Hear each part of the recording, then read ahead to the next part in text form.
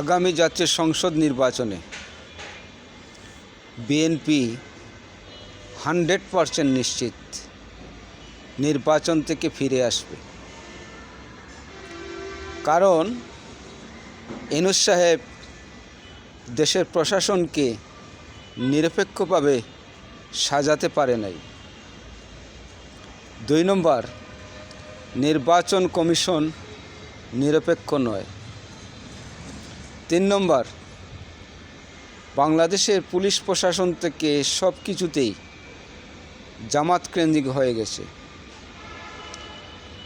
এই অবস্থায় যদি বিএনপি নির্বাচনে অংশগ্রহণ করে 100% বিএনপি ধরাশায়ী হবে। কারণ যদি বিএনপির যদি রাজনৈতিক প্রজ্ঞা জ্ঞান থাকে তাহলে নির্বাচন থেকে ব্যাক করতেই হবে, আর কোনো উপায় নেই। নিরপেক্ষ প্রশাসন না হলে এই দেশে